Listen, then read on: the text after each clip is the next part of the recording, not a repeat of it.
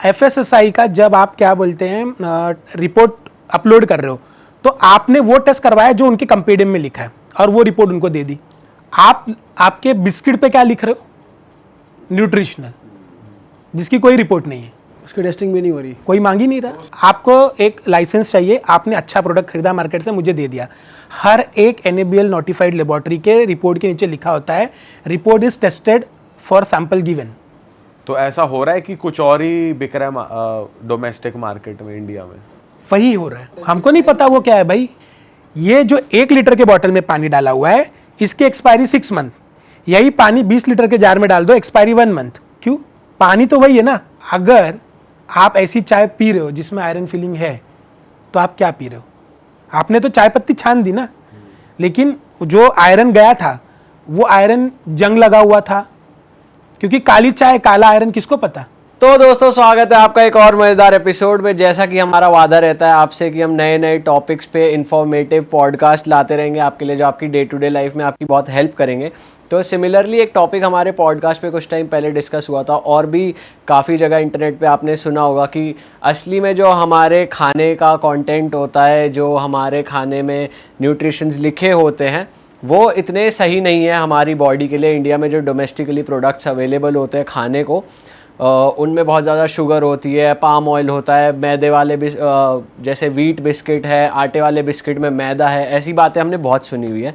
तो हमारे माइंड में ये क्यूरियोसिटी हुई कि भाई ये चीज़ें अगर ऐसी हो रही हैं तो ये टेस्ट लेबोरेटरीज़ पास कैसे कर रही हैं, मतलब ये मार्केट में आ कैसे रही हैं। तो फिर सर ने हमारा पॉडकास्ट देखा, कुलदीप सर ने, उन्होंने पॉडकास्ट देखा हमारा, और उन्होंने कहा कि मैं आपसे एक इन्फॉर्मेशन शेयर कर सकता हूँ लैब पर्सपेक्टिव से, कि जब हमारे पास प्रोडक्ट टेस्ट होने आता है। तो आज हमारे साथ है कुलदीप मिश्रा सर। ये फूड टेस्टिंग में पिछले 30 साल से हैं, और इनके पास तरह तरह के प्रोडक्ट्स आते हैं टेस्टिंग के लिए, चाहे वो पानी का प्रोडक्ट हो, फ्रूट्स हो, वेजिटेबल्स भी आते हैं, वेजिटेबल्स, अल्कोहल, या जो चीज़ें एक्सपोर्ट होने जाती हैं वो भी टेस्ट होकर जाती हैं। तो ये एक प्राइवेट लेबोरेटरी में काम करते हैं, जो कि कंपनीज़ को सर्टिफिकेट प्रोवाइड करते हैं कि हाँ आपका प्रोडक्ट जो है वो सेफ़ टू सेल है, वो मार्केट में उतरने के लिए रेडी है। हर प्रोडक्ट को टेस्ट करवाना ज़रूरी है, बट ऐसा क्या होता है कि वो टेस्ट तो पास कर लेते हैं लेकिन हमारे लिए वो फिर भी अनहेल्दी, अनसेफ है। आज ये हम जानेंगे। सर सबसे पहले स्वागत है आपका। Thank you so much. And बहुत रिस्क लेकर आप ये पॉडकास्ट कर रहे हो हमारे साथ, उसके लिए बहुत बहुत धन्यवाद। और आज जिस भी दिन ये जाएगा, लेकिन जिस दिन हम शूट कर रहे हैं, आज बॉम्बे में हाई अलर्ट है, हैवी रेनफॉल है, और सर बड़ा रिस्क लेकर यहाँ आए हैं। सर थैंक यू उसके लिए भी। सर आप बहुत अच्छा काम कर रहे हो। आपको तरह तरह के फूड आइटम्स आपके पास आते हैं, आप देखते हो, सारी चीज़ें आपने कवर करी हुई है, beat alcohol, food, fruits, chips, biscuit, everything. मैं आपको सेक्टर बताता हूँ, मैं कौन से सेक्टर में काम कर चुका हूँ। पहले तो मैं एक चीज़ करके रहा, ये 13 ईयर्स है। 13 ईयर्स 13 और मैं 13 ईयर्स से इस इंडस्ट्री में हूँ। और जो सेक्टर्स मैंने कवर किए, फूड प्रोडक्ट, वाटर प्रोडक्ट, अब वाटर को आप बेवरेजेस कैटेगरी में लेके चले जाओ, टेक्सटाइल, इलेक्ट्रॉनिक्स, आपकी LED light, LED bulb, TV, washing machine, fridge, mobile phone, mobile batteries, ये सब कुछ टेस्ट होता है। और मैं इन सब सेक्टर में काम कर चुका हूँ और कर रहा हूँ। कपड़े भी टेस्ट हो रहे हैं, वेजिटेबल्स भी टेस्ट हो रहे हैं।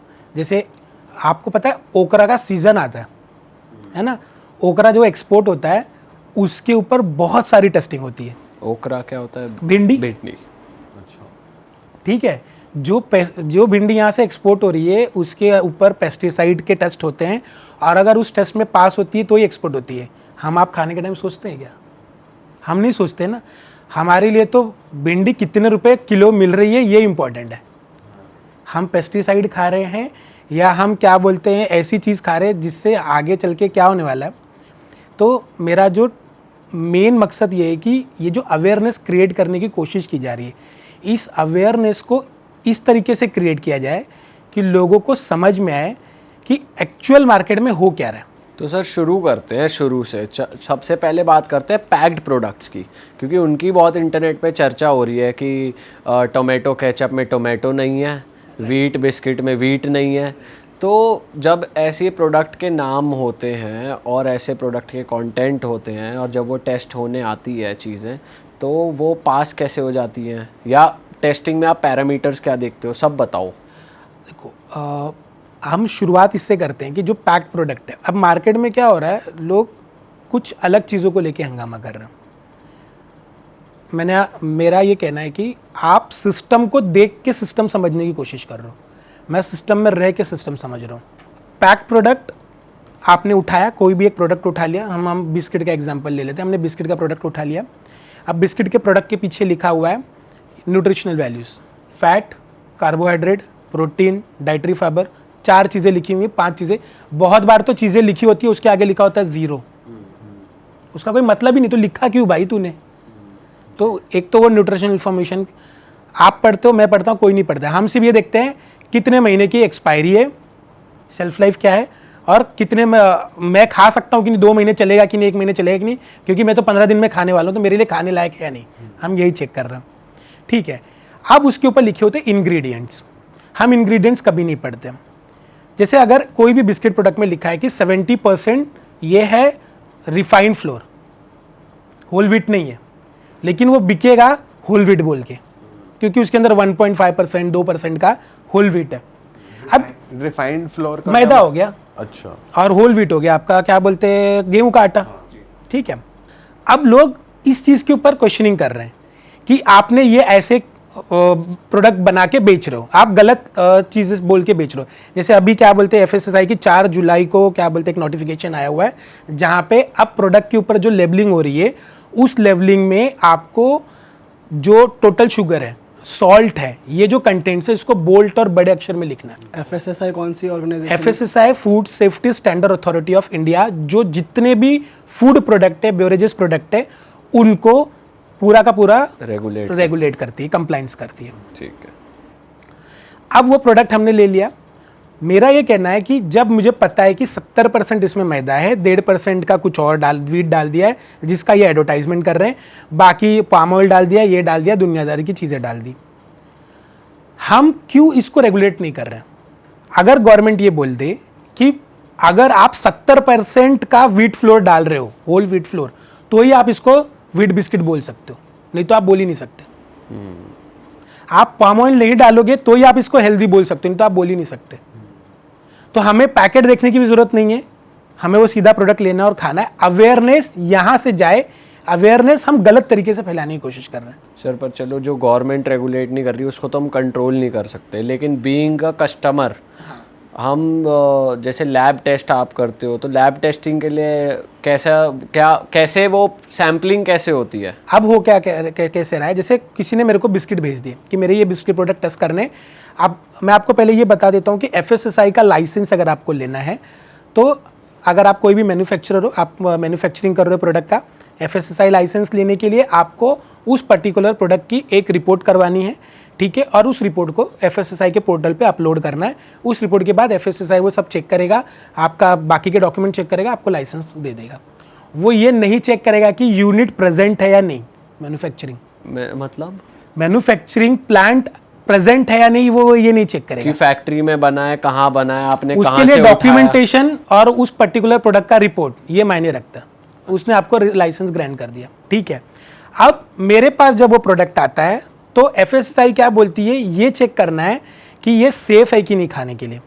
तो मैं अब बिस्किट में क्या चेक करूंगा, एडिटिव्स कुछ डाला हुआ है, कलर्स कुछ डाले हुए हैं नहीं, ठीक है, उसके अंदर कोई हैवी मेटल्स है या नहीं, उसके अंदर क्या बोलते हैं कोई ऐसी चीज़ है जिसकी वजह से मुझे हार्मफुल हो, मैं वो सब्सटेंस चेक करूँगा। क्या क्या चीज़ें होती है जो हार्मफुल होती है और खाने में डलती भी है, जिस बेसिस पे आप रिजेक्ट कर सकते हैं? सिंपल एग्जांपल लेके चलते हैं, सबको समझ में आ जाए। कलर्स, फूड कलर्स अच्छा, सबसे हार्मफुल है, ठीक है, लेकिन मोस्ट प्रोबेबली भी डलता है। वो तो सर फ्रूट जूसेस में भी डलता है कलर्स। मैं आपको बता दूं, आप अगर मंचूरियन रेड ना हो तो खाओगे क्या? ना। तो कुछ फूड कलर सेफ भी होते हैं?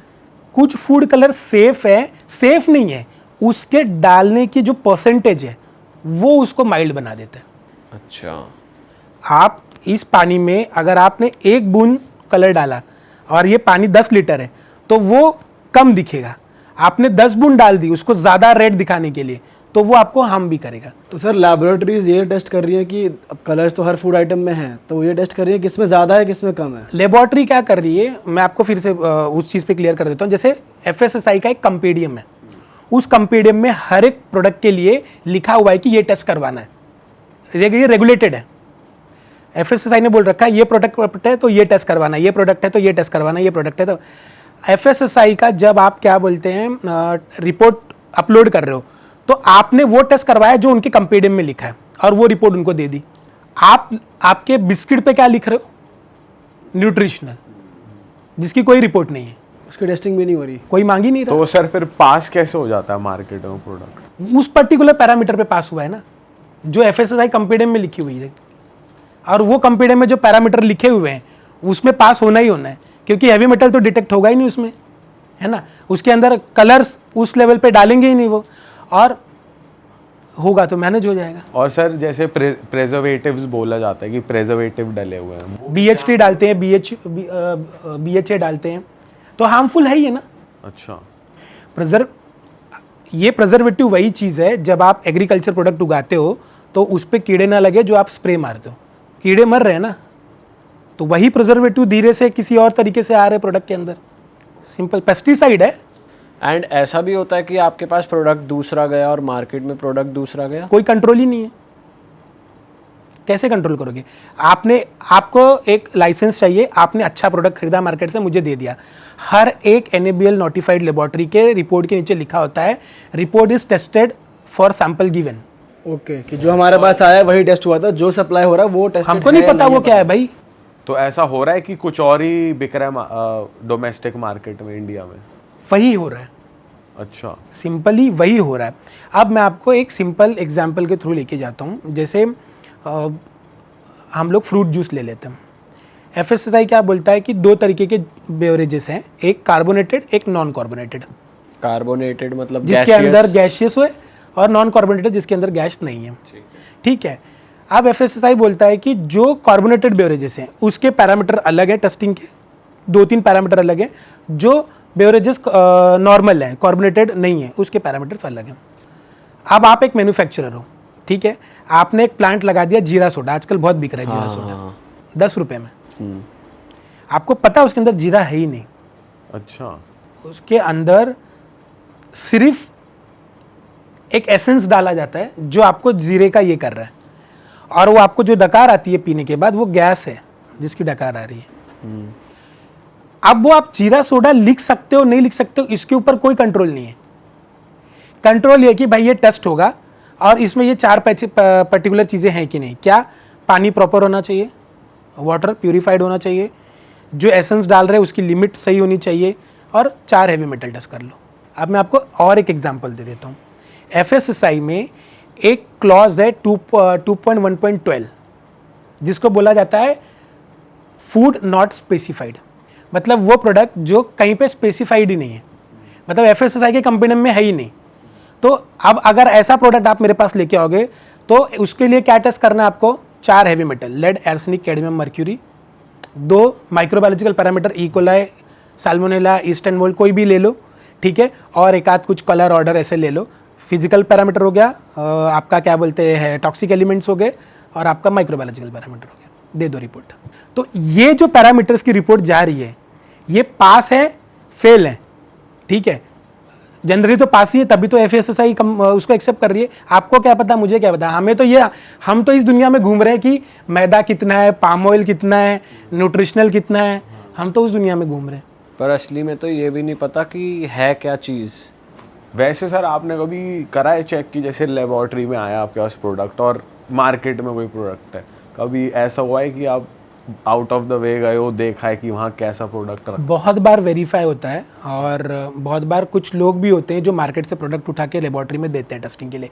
अब उसमें होता क्या है कि जैसे ही आप इन सब फेल की रिपोर्ट दे दी, तो वो फिर अगर लीगली चला जाता है कहीं पे, तो फिर लेबोरेटरी को हर बार उस लीगल शूट में जाके खड़ा होना पड़ता है। और किसी के पास इतना टाइम नहीं है भाई। और अगर आप बता सकते हो क्या निकला उस प्रोडक्ट में? वही तो, अगर हमने बता दिया और फेल हो गया वो प्रोडक्ट, तो फिर जब वो बंदा कोर्ट में जाएगा तो कोर्ट भी आपको 10 बार बुलाएगा। अब लेबोरेटरी अपना काम करे, पैसा कमाए, टेस्टिंग करे, या कोर्ट में जाके खड़ी रहे, तो कोई किसी को पड़ी नहीं इन सब चीज़ों की। लेना देना ही नहीं है। तो हम क्या करेंगे, हम अगर आपको रिपोर्ट देंगे तो अब जैसे मेरे पास एक केस हुआ था, हम लोगों ने एयर मॉनिटरिंग की थी।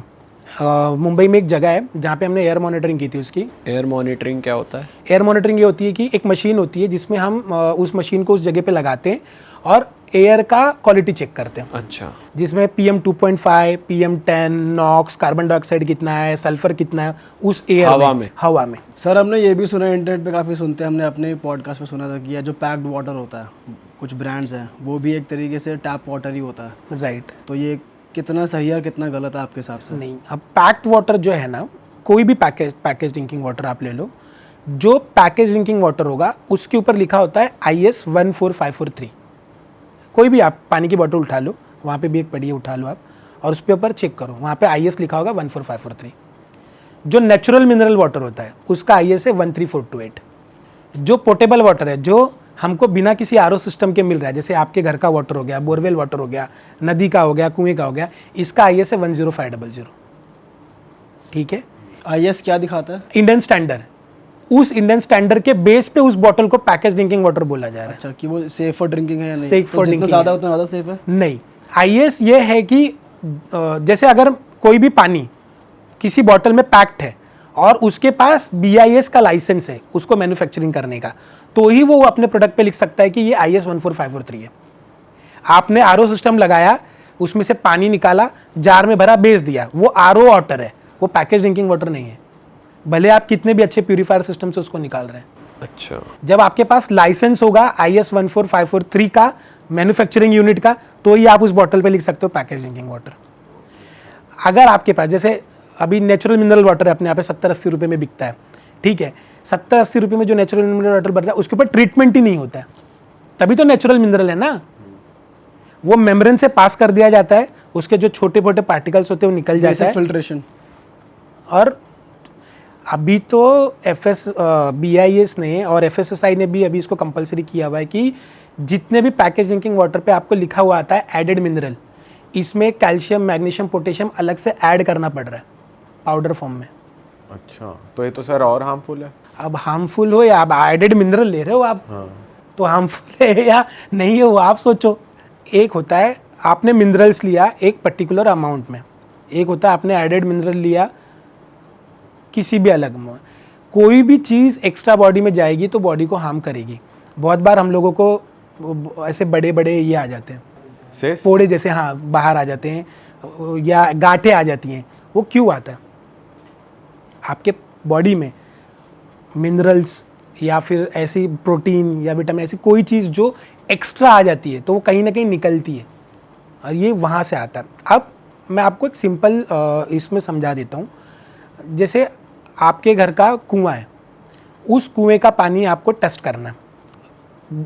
वो क्वेश्चन जहाँ पे आपने ये बोला था कि क्या डिफरेंस है दोनों में, पैकेज ड्रिंकिंग वाटर सेफ है यानी सच में टैप वाटर है। तो जब ये प्लांट लगता है, फॉर एग्जांपल आज आपको एक प्लांट लगाना है पैकेज ड्रिंकिंग वाटर का, आपने ये जगह सिलेक्ट कर ली कि मुझे यहाँ पे पानी लगाना है, तो पहले आपको यहाँ पे बोर करना है। बोर करने के बाद जो पानी निकलेगा उसको IS 10500 के स्टैंडर्ड पे टेस्ट करवाना लेबोरेटरी से। वो रिपोर्ट आपके पूरे प्लांट का लेआउट, ठीक है, पूरी मशीनरीज खरीदनी है, ये सब करके आपको BIS में अप्लाई करना है। अब BIS अपना एक लाइसेंस का चार्ज लेगा और वो आपको बोलेगा ठीक है हम आपके यहाँ पे इंस्पेक्शन के लिए आ रहे हैं। BIS आपके यहाँ पे इंस्पेक्शन के लिए आ रहा है, FSSAI आपको सीधा लाइसेंस ग्रांट कर रहा है, कोई इंस्पेक्शन नहीं है फूड प्रोडक्ट के लिए। ठीक है, आए आपने पूरा प्लांट इंस्पेक्शन किया, उन्होंने 4 चीज़ें निकाली। हर एक पैकेज ड्रिंकिंग वाटर या नेचुरल मिनरल वाटर के प्लांट में उनकी खुद की 2 लैब होती है, chemical lab and microbiological lab, compulsory होना ज़रूरी है। अच्छा। और उसमें माइक्रोबायोलॉजिस्ट और केमिस्ट होना ज़रूरी है। और हर दिन BIS के कुछ सर्टन पैरामीटर्स हैं, वो उस लैब में टेस्ट होने चाहिए और उसका रिकॉर्ड मेंटेन होना चाहिए। उसके बाद ही वो प्रोडक्ट बॉटल में भरा जा सकता है। और यहाँ पर ये रूल लागू होता है कि जो टेस्टिंग वाला प्रोडक्ट है वो टेस्ट हुआ है और जो बाहर मार्केट पर सप्लाई हो रहा है वो शायद अलग हो सकता है। नहीं, अब यहाँ पे ये रूल बोल सकते हो आप 50%। अब मैं आपको उसके ऊपर कम बैक कर लेता हूँ। तो ये सब हो गया, BIS ने आपका इंस्पेक्शन कर लिया, आपने प्लान डाल दिया, आपका प्लान शुरू हो गया। मैं आपको कनेक्ट करता हूँ इनसे, मेरे को सिर्फ 2 मिनट दीजिए। आपने प्लांट शुरू कर दिया, आपने बेचना शुरू कर दिया, आपके प्लांट की कैपेसिटी है 60 BPM। 60 BPM मतलब 60 बॉटल पर मिनट, ठीक है। 1 लीटर की बॉटल आप 60 बॉटल पर मिनट भर रहे हो। अब आपने प्लांट चालू कर दिया। जब इस इंडस्ट्री में कोई आता है ना, उसको लगता है यार पानी तो बेचना है, दबा के पैसा कमाएंगे। सबसे बकवास इंडस्ट्री है। अगर आपका मार्केट सेल दबा के नहीं है, अगर आपका डिस्ट्रीब्यूटर अच्छा नहीं है, तो आप लॉस करके घर बेच दोगे अपना। अच्छा, ये इंडस्ट्री है। अब इसमें खेल क्या होता है, आपने जैसे प्रोडक्शन शुरू किया, आपको पता है मार्केट में एक पूरा बॉक्स जिसमें 12 बॉटल होती है पैकेज ड्रिंकिंग वाटर की, वो कितने में बिक रहा है? आपने को 20 रुपए में मिलता है कि हाँ, ये जब मैन्युफैक्चरर बेचता है डिस्ट्रीब्यूटर को, तो 60 से 80 रुपए पर बॉक्स, मतलब एक बॉटल 6-7 रुपए की पड़ी। अच्छा, डिस्ट्रीब्यूटर बेचता है रिटेलर को 10 से 12 रुपए। रिटेलर को बेचना होता है 15 में, वो बेचता है 20 रुपए में। तो सबसे ज्यादा पैसा कमाया रिटेलर ने, ठीक है। मरा कौन? मैन्युफैक्चरर मरा। अब मैं डिस्ट्रीब्यूटर हूं, मैं किसी पर्टिकुलर प्लांट पे जाता हूं, वहां से पानी उठा रहा हूं। अब आपने एक नया प्लांट डाल दिया बाजू में, ठीक है। मैं आपके पास जाऊंगा, मैं बोलूंगा मैं यहाँ से 200 बॉटल रोज उठाता हूँ, मैं आपके यहाँ से 100 बॉटल रोज उठाऊंगा, ठीक है। आप एक काम करो, वो मेरे को 65 रुपीज़ में दे रहा है, आप मेरे को 60 रुपीज़ में दो। आपने बोला ओके ठीक है, आपको सेल करना है ना, आपने देना शुरू कर दिया। उसने आपसे महीने भर में उठा लिया 1000 बॉक्स उठा लिए। अब पैसे देने की बारी आई, अरे देता हूँ कल परसों, आपने पैसे मार दिया, आपके पैसे मार दिए उसने। अब आपका वर्किंग कैपिटल पूरा फंस गया। अब चलाओ इंडस्ट्री, कैसे चलाओगे?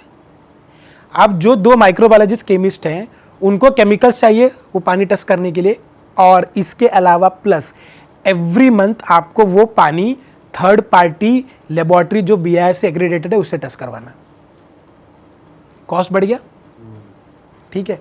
आप मेरे पास भेजोगे हर मंथली उसको टेस्ट करने के लिए, मैं टेस्ट करूंगा। अगर मैंने वो रिपोर्ट फेल की दे दी आपको, तो हर क्वार्टर में BIS ऑफिसर आता है उस प्लांट पे विजिट करने के लिए, सर्विलेंस करने के लिए। वो रिपोर्ट देखता है। अगर मैंने फेल की रिपोर्ट दी तो प्लांट तो 1 मिनट में सस्पेंड। अच्छा, तो मैं फेल की रिपोर्ट दे सकता हूँ क्या? अगर मुझे मेरा क्लाइंट रिटेन करना है तो। क्योंकि आपको भी टेस्टिंग आ रही है हर महीने उससे। और वो जो 2 बंदे बैठे माइक्रोबायोलॉजिस्ट केमिस्ट, वो फेल की रिपोर्ट बना सकते हैं क्या? उनको सैलरी आ रही है, उनका रोजगार जाएगा, सही बात है। तो अब यहाँ हो क्या रहा है एक्चुअली? अब यहाँ पे ये हो रहा है कि प्रोडक्ट पास हो, फेल हो, पीने लायक हो ना हो, आपके हाथ में आ रहा है। अच्छा, तो ये भी अनसेफ ही है पैकेज ड्रिंकिंग वाटर? हाँ, कुछ ऐसी इंडस्ट्रीज है, कुछ बड़े बड़े ब्रांड्स हैं जिनके प्रोडक्ट आप मुंबई में लेके पी लो, दिल्ली में लेके पी लो, या असम में लेके पी लो, आपको हर जगह पे टेस्ट सेम आएगा। तो वो उस चीज़ को मेंटेन करता है। तो वो फिर 4 तरह के केमिकल्स भी डालेंगे। अभी तो एल्कलाइन वाटर का बहुत ट्रेंड चल रहा है। सर ब्लैक वाटर भी आया एक नया मार्केट में। ब्लैक वाटर कुछ नहीं है, उसमें फ्लूविक एसिड और एक एसिड है, वो 2 चीज़ें क्या बोलते हैं ज़्यादा इसमें आ जाते हैं तो कलर चेंज कर लेता है, बाकी भाई है कुछ नहीं। एल्कलाइन वाटर में कुछ भी नहीं है, pH 7.5 के ऊपर होना चाहिए। अच्छा सर, सिंस हम इतनी डीप में बात कर रहे हैं पानी को लेकर, बहुत से सेलिब्रिटीज हैं जिनका पानी बाहर से आता है और पता नहीं कितने हज़ारों का, लाखों का होता है वो। भाई आपने देखा कि मैंने देखा? 800 रुपये लीटर का पानी आपने देखा पीते हुए उसको, या मैंने देखा पीते हुए, या उसने कभी कहीं बोला है कि मैं 800 रुपये लीटर का पानी पीता हूँ? सर ये तो इंटरनेट की बात है, मैं पूछ रहा हूँ आपसे। मैं वही कह रहा हूँ, हमें नहीं पता ना। मैं यहाँ पे इंटरनेट पे बहुत सारी चीज़ें हैं, मैं 4 चीज़ें उठाता हूँ, मैं कहीं बोल देता हूँ और वो वहीं से वहाँ चली जाती हैं। पता किसको है? 800 रुपये लीटर का पानी, मतलब इंसान की पहचान है यार, कौन पिएगा? चाहे मुझे तो लगता है बिल गेट्स भी नहीं पीता होगा। पानी होगा 100 रुपये होगा, 150 रुपये। सर वैसे पीते हो, कुछ कह नहीं सकते, उन पे पैसों की कमी थोड़ी है। आप अगर बिल गेट्स तक की बात कर रहे हैं, आप उन पे क्या कमी है? 2 चीज़ें, एक हमारा जो ह्यूमन है ना, ह्यूमन नेचर, ठीक है, ये ऐसा होता है कि अगर मैं क्या बोलते दिल्ली में आया हूँ तो यार चांदनी चौक जरूर जाऊँगा मैं। क्यों? चीज़ें सस्ती मिलेंगी मेरे को, कुछ तो लेके जाता हूँ बच्चों के लिए, क्या वो मुझे मुंबई में नहीं मिलेंगी? तो जो ह्यूमन नेचर ना, पानी खरीद के पीने की जो आदत डाली गई है ना, जैसे अभी पानी के ऊपर कोई भी 1 लीटर की बोतल उठा लो, उस पर एक्सपायरी होता है 6 month from date of manufacturing. क्यों? 3 मंथ भी हो सकता है। ये जो 1 लीटर के बॉटल में पानी डाला हुआ है, इसकी एक्सपायरी 6 मंथ। यही पानी 20 लीटर के जार में डाल दो, एक्सपायरी 1 मंथ। यही पानी 5 लीटर के जार में डाल दो, एक्सपायरी 3 मंथ। और वही पानी 200 ml के बॉटल में डाल दो, एक्सपायरी 6 महीने। क्यों? पानी तो वही है ना, कंटेनर चेंज हो रहा है सिर्फ। ऐसा वैसा क्यों है? मन मर्जी। मैं उसी टॉपिक पे आ रहा था कि सेल्फ लाइफ जो है हमारे इंडिया में कंट्रोल्ड ही नहीं है। मुझे पता ही नहीं कि इसकी एक्चुअल सेल्फ लाइफ क्या है। मैन्युफैक्चर को ही नहीं पता। मैन्युफैक्चर को ही नहीं पता। वो क्या करता है, जैसे आपने प्लांट शुरू किया पैकेज ड्रिंकिंग वाटर का, आपको पता है सब लोग 6 महीना लिखते हैं, मैंने भी 6 महीना लिख लिया। आपने सेल्फ लाइफ टेस्टिंग करवाई क्या? और सेल्फ लाइफ टेस्टिंग करवाने के लिए आपको 6 महीने रुकने पड़ेंगे। एक्सलेट करवाओगे तो 3 महीने में। अगर आप उसको एक्सलेट करवा रहे हो, एक टेक्नोलॉजी है जिसमें हम उसका टेम्परेचर बढ़ा के एक्सलेट करके उसकी स्टेबिलिटी वो बना के वो 3-6 महीने का जो सेल्फ लाइफ वो 3 महीने में निकाल सकते हैं। लेकिन उसके लिए उतना कॉस्टिंग आता है, कोई मैन्युफैक्चर देने के लिए रेडी नहीं है। तो हर आदमी ये देख रहा है उसने क्या लिखा है मैं भी वही लिख दूंगा। और यहाँ पे किसी का कंट्रोल नहीं है। कोई भी एजेंसी ये नहीं मांगती कि सेल्फ लाइफ का रिपोर्ट लेके आओ, अनलेस एंड अनटिल उसका प्रोडक्ट मार्केट में कहीं बहुत बुरी तरीके से फेल हो जाए और कोई लीगल सू हो जाए। तो ये तो सर बहुत ही गलत है कि कुछ भी लिख देना। कुछ भी वही हो रहा है। हो सकता है वो परसों एक्सपायर हो जाए और लिखा हो 6 महीने, आदमी अपना पी रहा है आराम से। आपने कभी देखा, आप पानी पियो, कुछ ब्रांड्स के पानी पीने के बाद लोग बोलते हैं इसमें ना मीठा मीठा मीठा पन आ रहा है, यार ये पानी बहुत टेस्टी लग रहा है। कैसे टेस्टी लगेगा यार? पानी पानी है, क्या शक्कर डाल के दिया है तुझे? और सर ये जो हमारे फ्लेवर्ड वाटर भी आ रहे हैं कि एप्पल का फ्लेवर आ रहा है, किसी में लेमन का आ रहा है, तो वो उसमें वो कुछ कंटेंट होता है लेमन या एप्पल का, या फिर कोई कंटेंट नहीं होता। देखो FSSAI में भी बोला है कि जैसे ही आप कोई कंटेंट डाल दोगे, फॉर एग्जांपल आपने पल्प कंटेंट डाल दिया, तो वो सीधा का सीधा कैटेगरी चेंज कर लेता है। वो बेवरेजेस कैटेगरी में आता ही नहीं है, फिर वो fruit and fruit juice category में चला जाता है। अच्छा। और fruit and fruit juice category जो होती है वहां पे फिर ये मेंशन किया जाता है कि इसके अंदर पल्प कंटेंट है। अब कोई भी फ्रूट कितने दिन में एक्सपायर खराब हो जाता है? 3 दिन, 4 दिन, 5 दिन, बहुत फ्रिज में रखा तो 1 हफ्ते 2 हफ्ते, ठीक है। आप 6-6 महीने पी रहे हो, कैसे चल रहा है? ऐसा क्या जादू कर दिया उसने उस पर? तो है फ्लेवर्ड एक्चुअल नहीं है, वो फ्लेवर्ड चीज़ें ही हैं। अगर पल्प डाला भी होगा ना, अगर पल्प डाला भी होगा उसके अंदर, तो उस पल्प को इतना ज़्यादा प्रिजर्व कर दिया गया होगा कि वो आपको हार्मफुल करेगा ही करेगा। सर थोड़ी फ्रूट्स की बात मैं करना चाहता हूँ। जैसे अभी हम पॉडकास्ट में पहले बात कर रहे थे, अगर कोई वेजिटेबल्स उगा रहा है या फ्रूट्स भी उगा रहा है तो पेस्टिसाइड्स तो लग ही रहा है उसमें, पेस्ट्स को मतलब किल करने के लिए। तो फिर एनीवेज आइटम में जो जा रहा है वो, तो अगर अब यहाँ से इंडिया से कहीं एक्सपोर्ट हो रहा है, जैसे मान लो फ्रूट्स, तो वो भी आपके पास टेस्टिंग के लिए आते हैं। और वो कैसे पास होते हैं अगर पेस्टिसाइड्स अवेलेबल हैं उसमें? वो ऑर्गेनिक है, कहने भी ऑर्गेनिक है, लेजिट ऑर्गेनिक है, दोनों कंट्रोवर्शियल है कि कहने के लिए ऑर्गेनिक है या सच में ऑर्गेनिक है। अब मैं आपको बताता हूँ ऑर्गेनिक प्रोडक्ट होता क्या है, जो ऑर्गेनिकली ग्रो हो। सिंपल है, इसके ऊपर बहुत सारी गवर्नमेंट बॉडीज़ हैं जो मार्क करती हैं। अब मैं आपको सिंपल एग्जांपल थ्रू बताता हूँ। जो ग्रेप्स है, ठीक है, इंडिया में ग्रेप्स के लिए नासिक से लेके सांगली, सातारा, ठीक है, ये जितने भी लोकेशंस हैं, तो अब ये जो ग्रेप प्रोडक्ट है, ठीक है, हम जो डोमेस्टिक मार्केट में ग्रेप्स खा रहे हैं और जो एक्सपोर्ट मार्केट में जा रहा है, ये जितना भी है पूरा NRC इसको कंट्रोल करती है, ठीक है। NRC, मैं अभी NRC का एक सर्टिफाइड सैम्पलर हूँ ग्रेप्स एंड ग्रेप्स प्रोडक्ट के लिए, ठीक है। NRC क्या बोलती है कि वो जो प्रोडक्ट, फॉर एग्जांपल मैं एक फार्मर हूँ, मैंने अपने लैंड पे ग्रेप्स उगाया, अब ये ग्रेप्स ऑर्गेनिक है मैं क्लेम कर रहा हूँ, ठीक है। तो जो भी क्या बोलते हैं बाहर की कंपनी आएगी उस ग्रेप्स को सीधा सीधा फार्म से उठाने के लिए, क्योंकि ये वाइन बनाने के लिए जाता है पूरा का पूरा ग्रेप्स, या फिर बाहर कंट्री में खाने के लिए जाता है, तो वो आने के बाद ये बोलेगी कि अब ये ग्रेप्स का टेस्टिंग होगा पहले। तो अब एज अ सैम्पलर मेरे को क्या करना है, वो जो लैंड है 1 एकड़ की, हम 1 एकड़ पकड़ के चलते, 1 एकड़ की लैंड को 7 विजुअली 7 कंपार्टमेंट में डिवाइड करना उसको। अब 1 एकड़ लैंड को मैंने विजुअली 7 कंपार्टमेंट में डिवाइड किए। अब उस 7 कंपार्टमेंट से मेरे को जाके ग्रेप्स निकालने अराउंड 1 kg के आसपास, 1 kg 2 kg के आसपास निकालना है, उसको मिक्स करना है और उसको 2 पार्ट में डिवाइड करना है। एक पार्ट जाएगा टेस्टिंग के लिए, एक पार्ट को फिर से 2 पार्ट में डिवाइड करेंगे, एक होगा कंट्रोल सैंपल और एक होगा काउंटर सैंपल। कंट्रोल सैंपल जाएगा लैब में, काउंटर सैंपल जाएगा उस फार्मर के पास। अगर लैब में रिपोर्ट फेल हो जाती है तो वो उस काउंटर सैंपल से क्लेम कर सकता है कि रिपोर्ट गलत है या सही है। ठीक है, फेयर इनफ। ठीक है, अब ये पूरा का पूरा सिस्टम लगा हुआ है यहाँ पे। वो ग्रेप्स टेस्ट होता है पेस्टिसाइड के ऊपर, जब वो रिपोर्ट पास होती है तो वो पर्टिकुलर बंदा वो पूरे फार्म का, वो पूरे लैंड का ग्रेप खरीदता है और वो एक्सपोर्ट हो जाता है। जो हम खा रहे हैं वो रिजेक्टेड माल है। लगता तो अच्छा है सर दिखने में। तो जो पास हो रहा होगा वो कितना अच्छा होगा? जितने भी एप्पल, हर एक एप्पल के ऊपर एक लेबल आ रहा है। ठीक है, आप कोई भी एप्पल उठा के उसके ऊपर हल्का सा ब्लेड चलाओ, आपके उसके ऊपर कोटिंग दिखेगी। ठीक है, लेबल लगा हुआ एप्पल अच्छा होता है, ये हमारा मिथ है। हमारे यहाँ पे जो एप्पल्स आ रहे हैं लैब में टेस्टिंग के लिए, उनके ऊपर ज़्यादातर लेबल नहीं लगे होते। सर कुछ में तो मैदा भी चिपका हुआ होता है, थोड़ा सा रगड़ो से तो वाइट पता नहीं क्या निकलता अब तो एप्पल भी, अभी तो मैं पिछले 2 दिन पहले, आज या कल मैं देख रहा था, गेहूं भी डुप्लीकेट बनने लगे। डुप्लीकेट गेहूं बन रहे हैं। गेहूं डुप्लीकेट बन रहे हैं। आप जब गेहूं को तोड़ते हो तो अंदर से आपको क्या निकल के आता है? एक भूसे जैसा कुछ बाहर आता है। ठीक है, जो फाइबर होता है वो। ठीक है, ये क्या कर रहे हैं मार्केट में, इसी फाइबर कंटेन, एक कापूस के ऐसा फाइबर कंटेन है, उसको यूज करके गेहूं बना रहे हैं। वीडियो पूरी वायरल है।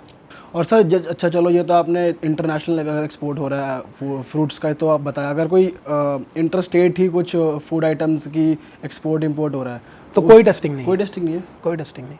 हम इंडियंस, हमारा ये है कि हम इंडियंस, हमारे पेट में जो जाएगा पच जाएगा। लेकिन हमारे साथ प्रॉब्लम ये है ना कि धीरे धीरे हमारा जो सिस्टम है ना वो भी अब जवाब दे रहा है, क्योंकि हम ऐसी ऐसी चीज़ें पचा रहे हैं जो शायद पचाने लायक नहीं है। सर खाएं क्या? मेरा मानना ये कि जो आपके इच्छा है वो खा लो। देखो 100 साल तो ज़िंदगी, मुझे नहीं पता अब लोगों की रह गई या नहीं रह गई। ठीक है, एज लाइफ तो कम हो ही गई है।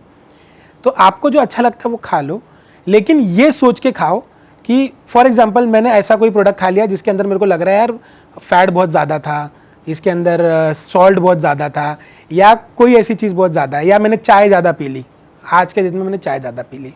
ठीक है, अब मैं चाय पी लिया 3 कप 4 कप, तो शायद कल मैं 2 कप कम पी लूँ, कहीं तो बैलेंस आउट हो जाए वो। अब बैलेंस आउट के नाम पे भी दुनिया भर के वीडियोस बने हुए हैं, दुनिया भर के चीज़ें हैं कि ऐसे बैलेंस आउट कर लो, वैसे। अरे यार मुंह में नली डाल के पूरा स्टमक क्लीन करवा रहे हैं। अब कहीं ना कहीं उस नली का इम्पैक्ट तो होगा, मुझे, ये मेरा थॉट है। पहले के लोग क्या करते थे, अगर बहुत ज़्यादा कुछ हो गया तो हम कुछ ऐसी चीज़ खाते जिससे हमें ऑटोमेटिकली वोमिट हो जाए। This is a natural process.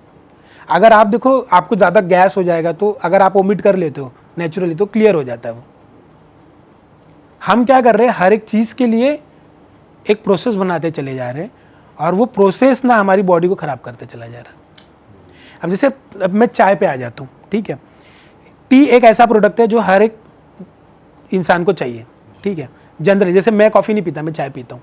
ठीक है, अब चाय को गवर्निंग बॉडी है FSSAI और tea board of India. Tea board of India का ऑफिस कोलकाता में, क्योंकि वो पूरा का पूरा बेल्ट वहाँ पे ये जहाँ पे चाय उग रही है। चाय में एक टेस्टिंग होती है आयरन फिलिंग, चाय में एक टेस्टिंग होती है आयरन फिलिंग। वो टेस्टिंग ऐसे की जाती है, चाय को रखो और मैग्नेट घुमाओ उसके ऊपर। अच्छा। और जितने आयरन कंटेन होंगे, जितना आयरन का उसके अंदर ये होगा, वो पूरा उसके ऊपर चिपक जाएगा। अगर आप ऐसी चाय पी रहे हो जिसमें आयरन फिलिंग है तो आप क्या पी रहे हो? आपने तो चाय पत्ती छान दी ना, लेकिन जो आयरन गया था वो आयरन जंग लगा हुआ था, क्योंकि काली चाय काला आयरन किसको पता, तो उसका क्या इसेंस उस पर्टिकुलर चाय में आया आपको नहीं पता है। आयरन फिलिंग जैसे टेस्ट की नौबत ही क्यों आ रही, मुझे वो समझ में नहीं आ रहा। कहीं ना कहीं ये आ रहा है तभी तो नौबत आ रही है ना। ये आयरन कैसे नुकसान कर रहा है बॉडी को, अगर है चाहे? लोहा है आपके बॉडी में जा रहा है, नुकसान तो करेगा ही। सीधे देखो आयरन 2 तरीके से, एक तो मिनरल का आयरन जाए आपके पास और आपके यहाँ लोहे के कण जाए आपके अंदर। चाय में लोहे के कण मिले हुए ना, मैं उसके ऊपर मैग्नेट घुमा रहा हूँ तो चिपक रहे हैं, वही तो है। आयरन फिलिंग टेस्ट का मतलब ही है, आपने मुझे चाय पत्ती दी, आप इसके ऊपर आयरन फिलिंग, मैं चाय पत्ती एक ट्रे में निकालूंगा और उसके ऊपर मैग्नेट घुमाऊंगा, जितना वो आयरन क्या बोलते हैं चिपक जाएगा उसके हिसाब से मैं परसेंटेज दे दूंगा कि आयरन फिलिंग का परसेंटेज ये है। और अप्रूवल रेट क्या है? अगर आयरन फिलिंग है तो अप्रूवल ही नहीं भाई उसका। हाँ, पर फिर भी आप नेगेटिव रिपोर्ट दे सकते हो? पॉसिबल ही नहीं है। तो सर ये जितनी बड़ी ब्रांड्स हैं आज की डेट में इतनी बड़ी बनी हुई हैं, तो उन सब की भी टेस्टिंग होती है और वहाँ भी पकड़ा जाता है, ऐसा भी होता है? हर एक ब्रांड, जितने भी ब्रांड्स है उन ब्रांड के खुद की भी लैब होती है, ठीक है, और उस लैब में वो खुद भी टेस्ट करते हैं चीज़ों को, ठीक है। बहुत बड़ा ब्रांड है ना, तो उसको एक ये डर होता है कि मेरा छोटा मोटा नुकसान नहीं होगा, ख़त्म ही हो जाऊंगा इंडिया से, मैं 4 पैसे बचा लूँगा तो मेरा छोटा मोटा नुकसान नहीं होगा। ये प्रॉब्लम कहाँ पे आ रही है? छोटा मैन्युफैक्चरर। जैसे मैंने अभी जब हम लोग पैकेजिंग वाटर की बात करते तो बंदे का इनकम 5 लाख रुपए है, उसके एक्सपेंस पूरे प्लांट की 7-8 लाख रुपए है, तो जेब से 3 लाख रुपए डालेगा तो कंप्रोमाइज़ क्या होगा? प्रोडक्ट ही कंप्रोमाइज़ होगा। वैसे यहाँ पे अगर मैं बेवरेजेस बना रहा हूँ कोई, या मैं फ्रूट बना रहा हूँ, फ्रूट जूस बना रहा हूँ, कुछ भी बना रहा हूँ, एक तो आज के डेट में यूट्यूब और इसमें सबसे बड़ा प्रॉब्लम है जो मशीन वाले हैं, भाई ये मशीन खरीद लो और इससे आप मुनाफा कमाओगे दिन के 2000 रुपये। तो अब दिन के 2000 के हिसाब से मैंने तो कैलकुलेट कर लिया, महीने का 60,000 रुपये बनता है मेरा।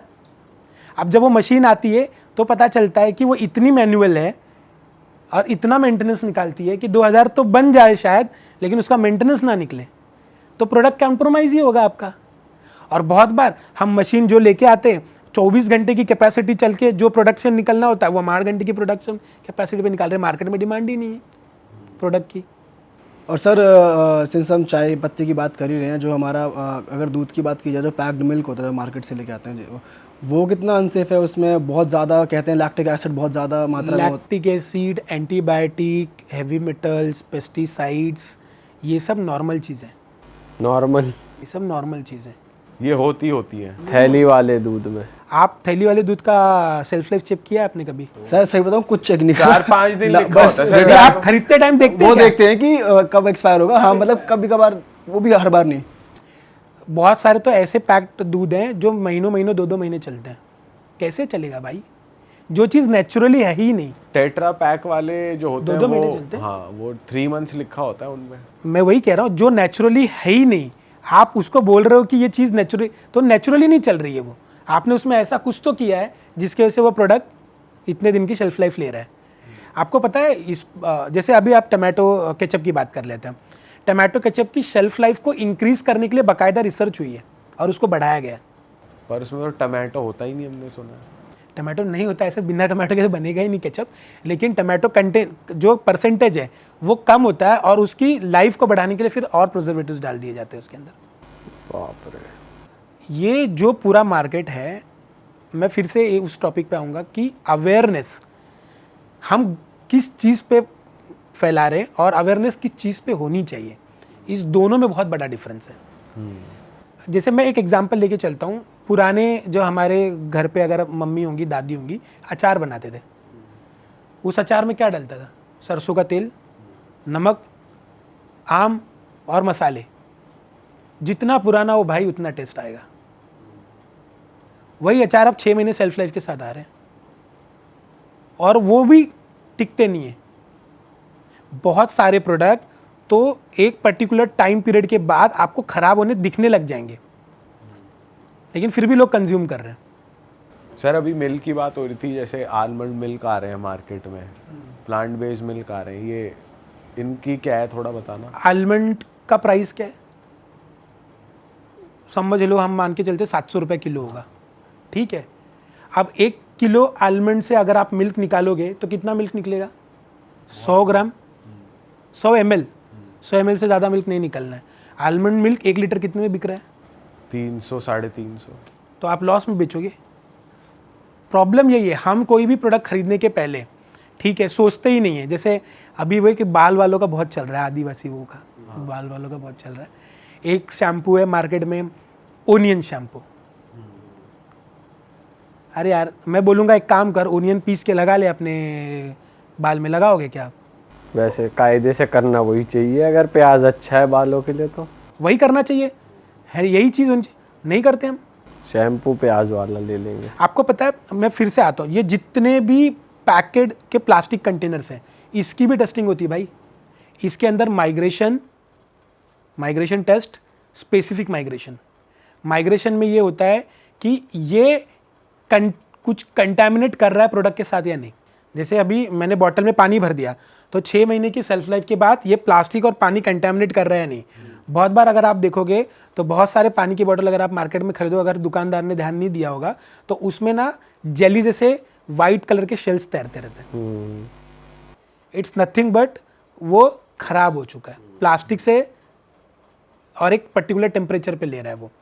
अब FSSAI ने बोला है कि इसके अंदर स्पेसिफिक माइग्रेशन करके एक चीज़ बोली उन्होंने, जिसमें 9 तरह के टॉक्सिक एलिमेंट को, थाइलाइड भी उसमें इंक्लूड किया है कि आपको टेस्ट करना। अब जितने भी कंपनीज हैं, वो चिप्स बना रही हो, चाय बना रहे हो, दूध बना रहे हो, पानी बना रहे हो, कुछ भी बना रहे हो, प्लास्टिक के पर्टिकुलर कंटेनर को आप यूज़ करो तो आपको ये टेस्ट करना है। कितने लोग करते हैं और कितने लोगों के पास रिपोर्ट है और कौन चेक करता है? कौन चेक कर रहा है उस रिपोर्ट को? होता तभी है, ये तभी आता है इसमें कोई भी एजेंसी तभी चेक करती है जब या तो वो पर्टिकुलर प्लांट वाला कहीं फंस जाए, वहाँ पे कोई सर्विलेंस हो जाए, वहाँ पे कोई चीज़ें गलत मिल जाए, फिर ये है आपके पास नहीं है, ये है आपके पास नहीं है, ये है आपके पास नहीं है, तब तक कोई नहीं पूछ रहा है इन सब चीज़ों को। सर ये तो चलो डोमेस्टिकली प्रोड्यूस्ड प्रोडक्ट्स की बात हो गई। जो प्रोडक्ट्स इंपोर्ट होते हैं, लेट सपोज कोई चॉकलेट है या कोई लिकर है या जो बाहर से इंपोर्ट हो रही हैं चीज़ें, उनके क्या रूल्स रेगुलेशन होते हैं? उन्हें इंडियन लैब से टेस्ट कराना होता है प्रोडक्ट, या वो वहाँ टेस्ट होके आता है तो यहाँ के लिए ओके है? जैसे कोई भी चीज़ इंपोर्ट हो रही है तो पोर्ट पे आने के बाद FSSAI इज़ अ बॉडी जो वहाँ कंटेनर से सैंपल निकालेगी और वो उनकी नोटिफाइड जो लैब होगी, एक्रेडिटेड लैब होगी, उनकी खुद की लैब या जो प्राइवेट लैब होगी, उनको वो सैंपल्स देते हैं टेस्टिंग के लिए।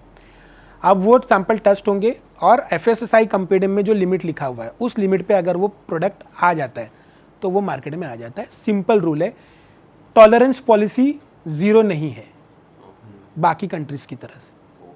अब मैं आपको एक एग्जांपल और देता हूँ। जैसे EU कंट्री में कोई प्रोडक्ट जा रहा है, पीनट एंड पीनट प्रोडक्ट है, यूरोपियन कंट्रीज़ में, ठीक है, जहाँ पे मैं पीनट बटर भेज रहा हूँ। फॉर एग्जांपल पीनट बटर के ऊपर भी पॉडकास्ट में आपकी बात हुई थी। तो अब मैंने पीनट बटर यहाँ से एक्सपोर्ट कर दिया, कंटेनर भर के 1.5 करोड़ का कंटेनर चला गया वहाँ पे, ठीक है। अब वहाँ पे वो कंटेनर फेल हो गया, उनकी सैम्पलिंग में फेल हो गया।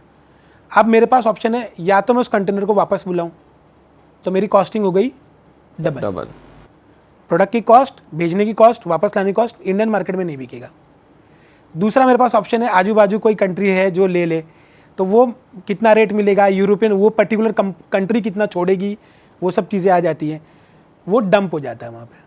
वो डंप होने के बाद वही प्रोडक्ट इंडिया में आता है फॉरेन प्रोडक्ट बोल के, और हम उसको इंपोर्ट करते हैं।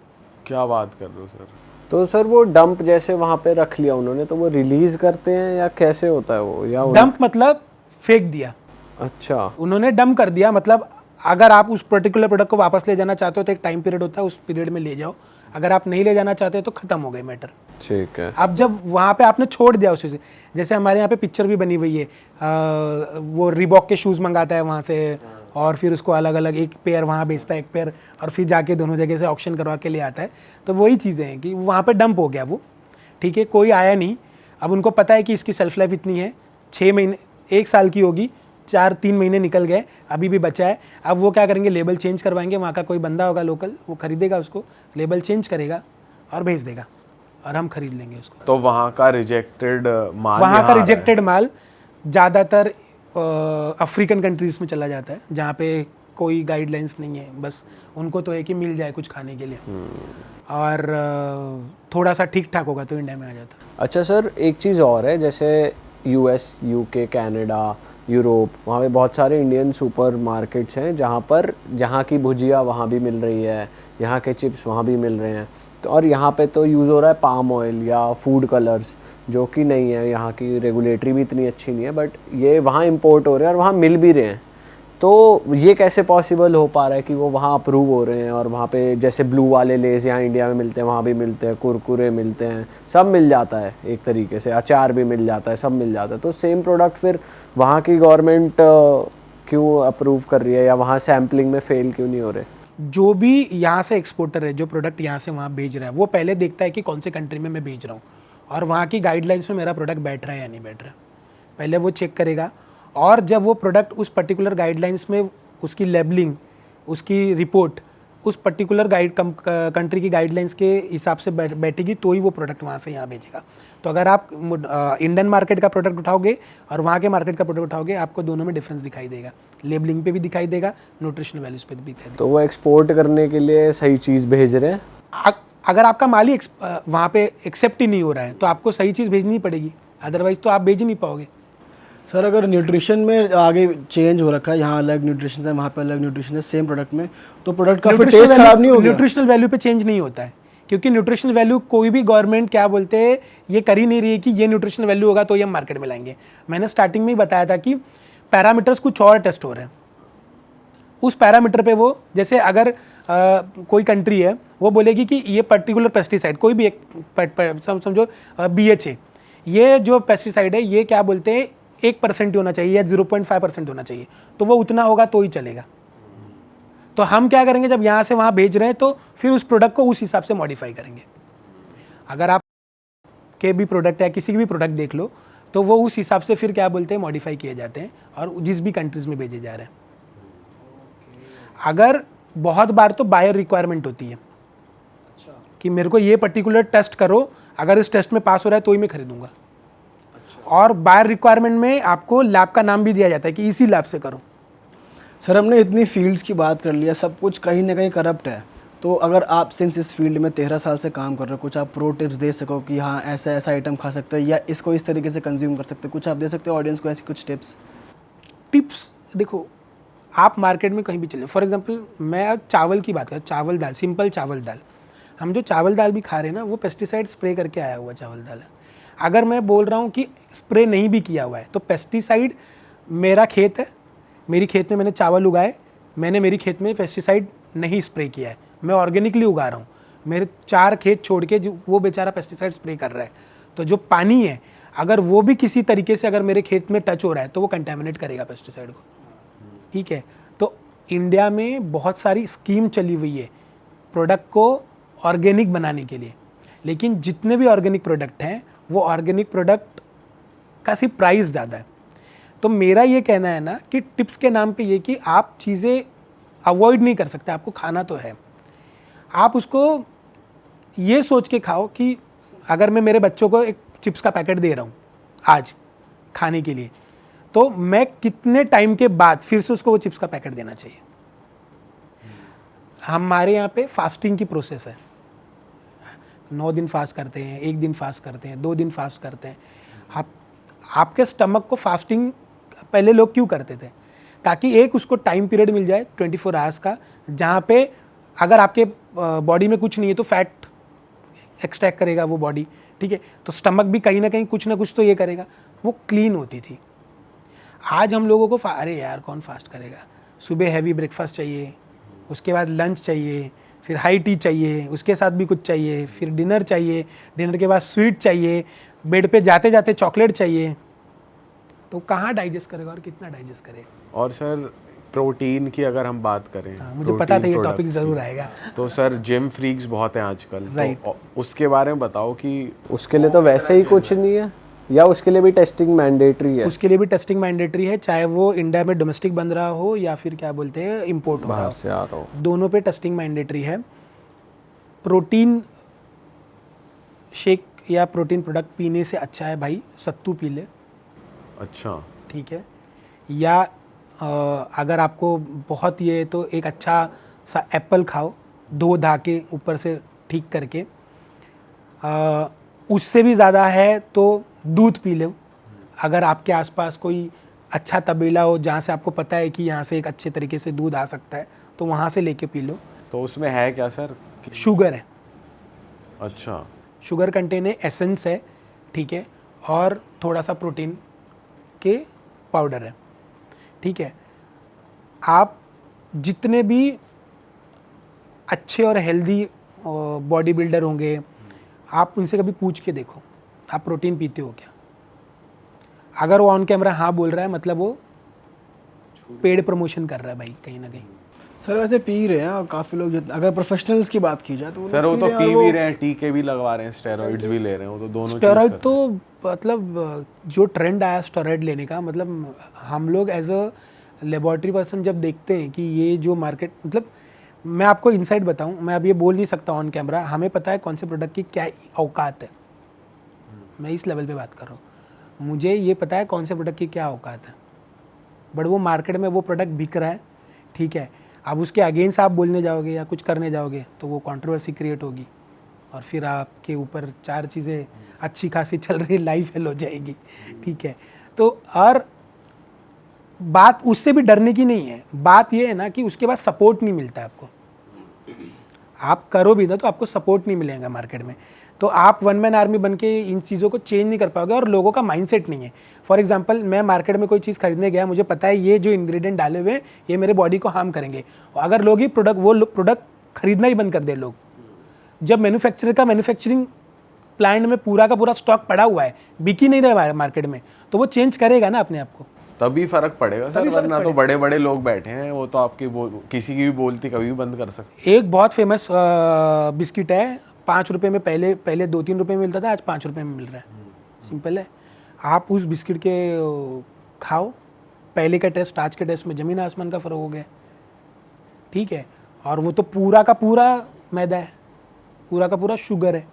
तो हम क्या करते हैं, एक पैकेट लेते हैं, फिर शुगर चाय लेते हैं शुगर से भरी हुई, फिर उसको डिप करके खा लेते हैं, तो बॉडी में शुगर जानी चाहिए थी 1, आपने डाल दी 10। तो सर बिस्किट तो सही में विश का किट है पूरा ही।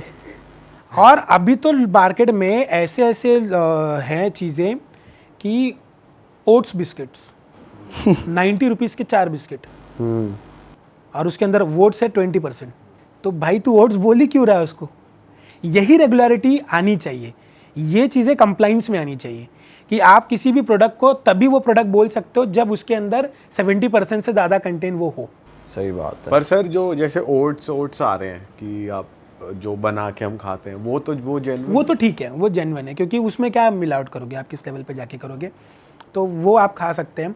अब बहुत बार ऐसा प्रोडक्ट जैसे लोग बोलते हैं पाम ऑयल, भाई पाम ऑयल सस्ता है इसलिए डाल रहे हैं, ऑलिव ऑयल डालेंगे तो आप प्रोडक्ट खरीदोगे क्या। तो बायर भी तो होना चाहिए प्रोडक्ट के लिए मार्केट में। बहुत सारे स्टार्टअप है जिन्होंने बहुत महंगे महंगे एक छोटे छोटे 50-50 ग्राम के चॉकलेट बनाए 200-200 रुपये में। अगर आप लोगों ने देखा होगा, एक फेमस शो है जहाँ पे लोग आते हैं अपनी कंपनी के बारे में बताने के लिए, स्टार्टअप है, उनको फंडिंग ही नहीं मिलती है, ये बोल के बोलते हैं कि आपका प्रोडक्ट मार्केट फिट नहीं है, कंज्यूमर खरीदेगा ही नहीं आपका प्रोडक्ट। तो आप अगर महंगे बनाओगे तो आपका मार्केट छोटा हो गया, अगर आप हेल्दी और अच्छा प्रोडक्ट बना रहे हो तो मार्केट छोटा हो गया। जैसे अगर बहुत सारे लोग बोलते हैं, बहुत सारे सेलिब्रिटीज़ हैं वो 300 रुपये लीटर का दूध पीते हैं, भाई दूध 1 लीटर 2 लीटर ज़रूरत लगती है, पी सकता है, दिन में पानी 5 लीटर पिएगा। सर जैसे चिप्स भी आती है मार्केट में, ये इसकी कैसे टेस्टिंग होती है?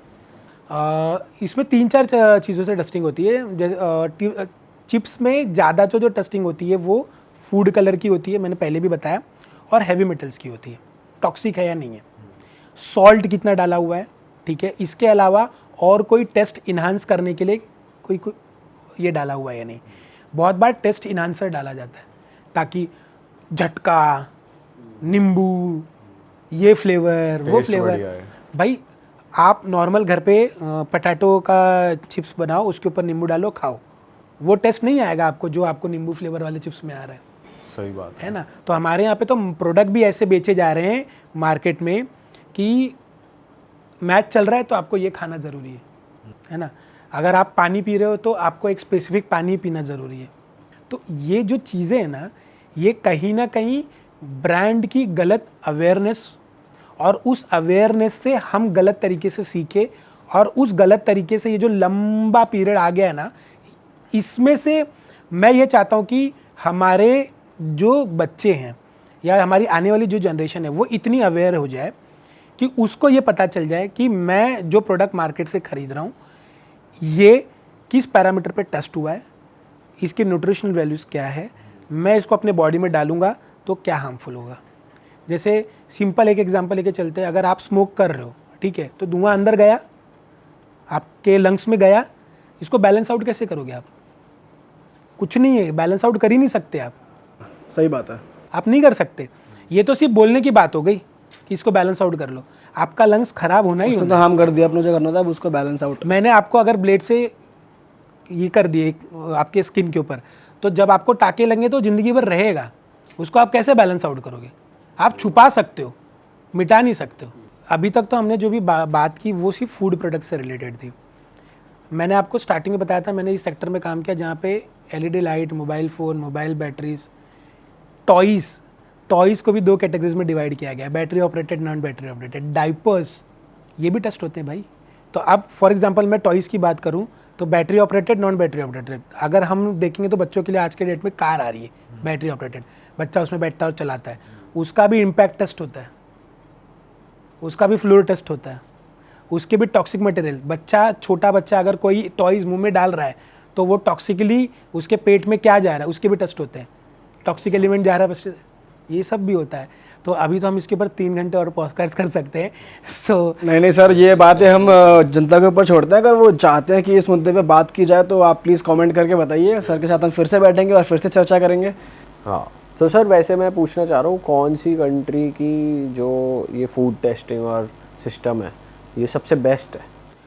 देखो, एक तो EU कंट्रीज जिसका हमने अभी एग्जांपल ले लिया, यूरोपियन कंट्रीज। दूसरा एक गवर्निंग बॉडी है US FDA, ठीक है, ये भी एक गवर्निंग बॉडी है, लेकिन ये फार्मास्यूटिकल प्रोडक्ट के ऊपर ज़्यादा अप्लाई होता है। तो फार्मास्यूटिकल प्रोडक्ट को इसलिए इतना ज़्यादा, क्योंकि फार्मास्यूटिकल प्रोडक्ट और न्यूट्रास्यूटिकल प्रोडक्ट 2 अलग अलग कैटेगरीज है। अभी इसके ऊपर भी हम 2 घंटे का पॉडकास्ट कर सकते हैं। तो फार्मास्यूटिकल प्रोडक्ट को इसलिए ज़्यादा ये किया जाता है क्योंकि उससे अगर कोई डेथ होती है, उससे कोई भी चीज़, उससे सीधा बंदा निकल लेता है, धीरे धीरे हार्म नहीं होगा वो। और अगर हार्म हो रहा है, जैसे आप कोई एक टैबलेट कंटिन्यू लेते जा रहे हो तो धीरे धीरे हार्म करेगा। तो ये गवर्निंग बॉडी उसके ऊपर बहुत ज़्यादा ये कर रही है। उसी तरीके से जो यूरोपियन कंट्रीज़ की गवर्निंग बॉडी है वो बहुत ज़्यादा इन सब चीज़ों पे ध्यान देती है, इसीलिए वहाँ पे इंपोर्ट होने वाले प्रोडक्ट को बहुत ज़्यादा अवेयरनेस के साथ लिया जाता है। वो अवेयरनेस अपने पास अगर आ जाए या जिस भी कंट्री में चली जाए तो वहाँ पे ये सिस्टम ऑटोमेटिकली सही होने लग जाएगा। मेरा एक ही टिप्स है, मैं जो एक टिप देना चाहूँगा कि जो भी प्रोडक्ट है, जैसे हर एक प्रोडक्ट के ऊपर स्पेस होता है जहाँ पे ये लोग बाद में बैच नंबर मैन्युफैक्चरिंग प्रिंट करते हैं, राइट है, क्योंकि प्रोडक्ट उन्होंने तो पैकिंग मटेरियल एक टन्स में खरीद लिया है किसी से प्रिंट करवा के, तो वो वाइट स्पेस होता है जहाँ पे बाद में प्रोडक्ट पैक होने के बाद प्रिंट होता है। वैसे ही वहाँ पे एक और वाइट स्पेस क्रिएट हो जहाँ पे बारकोड आए, जो प्रोडक्ट आप मार्केट में बेच रहे हो उस बैच नंबर का प्रोडक्ट आपने एनालिसिस करवाया है या नहीं, और अगर करवाया है तो उसकी रिपोर्ट उस बारकोड से कोई भी कॉमन आदमी स्कैन करके आपके मोबाइल पे चेक कर सकता है, अपने मोबाइल पे, कि ये प्रोडक्ट टेस्ट हुआ है या नहीं। ये मेरा एक टिप है, ये मेरा एक सजेशन है, जो अगर अप्लाई होता है तो शायद बहुत सारी चीज़ें ट्रांसपेरेंट हो जाएंगी और बहुत सारे ना कि लेबॉर्ट्री, ना ही गवर्नमेंट, मैन्युफैक्चरर, हर एक बंदा उसके लिए अकाउंटेबल हो जाएगा। ऑसम सर, मज़ा आ गया आपसे बात करके। उम्मीद है ऑडियंस को भी इस पॉडकास्ट में मज़ा आया होगा। तो भाई अलग अलग जॉनर्स के पॉडकास्ट हम आपके लिए लेकर आते रहेंगे और आते भी रहे हैं। तो थोड़ा प्यार दिखाओ, चैनल को सब्सक्राइब कर दो, वीडियो को शेयर कर दो, ज़्यादा से ज़्यादा लोगों तक ये वीडियो पहुँचाओ, और हम मिलेंगे आपसे नए पॉडकास्ट में। Till then bye bye, take care, अपना ख्याल रखो।